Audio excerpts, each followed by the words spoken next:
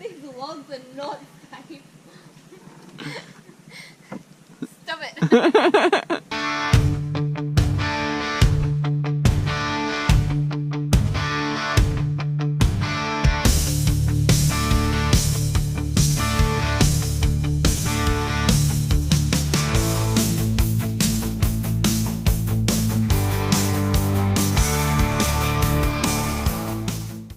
Every time a turtle lays her eggs, a raccoon has an omelet, and there were turtles trying to come on the bank last night. These are their claw marks. We had fair weather to start, with boils in the river and really solid current moving the buoys. The river has claimed people's homes and their yards. When we go swimming, under our feet is mowed grass. It's kind of eerie, kind of cool. You see fish swimming through lawn furniture and stuff like that. The forests are flooded, and we can take our canoes right up to the edge of town. Today we needed ice, so we grabbed some from Casey's General Store, an Iowa icon. We had lunch in the vacant lot across the street from the gas station, which is nothing glamorous, but all the good land at this moment is flooded, so we'll take what we can get.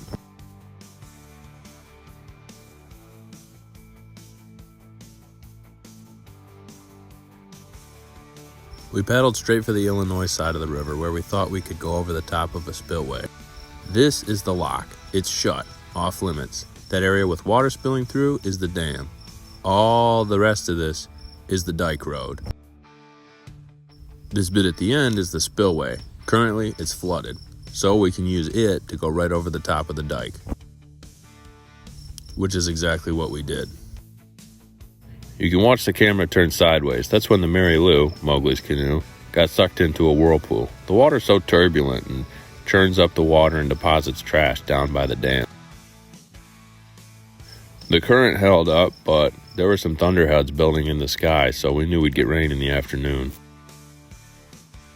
It was so hot out. I could just feel the storm building with all the humidity sticking to us, and it was in the sky too. Dottie got into the Sandra Jean, that's my canoe, and I got into the Mary Lou and rode the front seat with Mowgli. It was my first time being in the front seat, so it was a good way to change things up. I saw this piece of styrofoam snagged under a branch and jumped out of the canoe with my paddle in the other hand to try and get it. I paddled it like a raft for a bit and had the intention of taking it to the next town to throw it out, but there was an entire colony of earwigs eating into my skin. I tried to flip it, failed the first time, went back, and then actually flipped it on the second try, hoping to drown the bugs, but that didn't work. They were still there. Then I tried towing it like a trailer, but it was dragging me down too much, so I cut it free.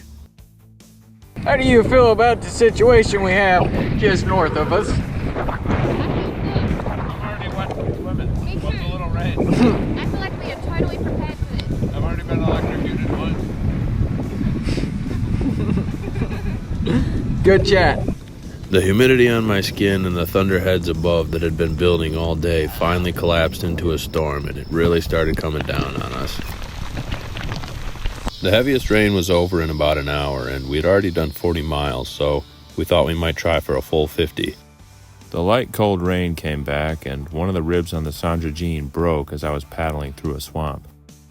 We found a decent spot of flat ground in somebody's backyard, but they weren't there to ask, so we kept rolling. I didn't want to stay in somebody's backyard without their permission twice in 3 nights. All the paddling through swamps let us see the wildlife that lives back there, like this log covered in snails and spiders that Mowgli turned up. And one corner of the river that the locals use as a trash pit. Some of it was beautiful though, like this flower that I looked up in the book. It's called a button bush. After an hour of searching for land, we finally found a culvert underneath the railroad that we stashed our canoes in. We climbed over top of the tracks, and I went to work cutting down all this stinging nettles. I'm guessing this wild animal got hit by the train. Either way, we needed to start a big roaring fire to keep away all the scavengers that would come to eat it.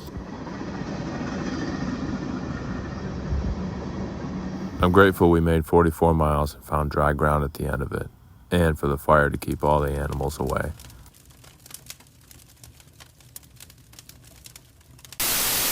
The eastern cicada killer is kind of like a cannibal eating other insects. We like it because it keeps the bugs out of the air, and we found it here because it builds its nests in sandy ground.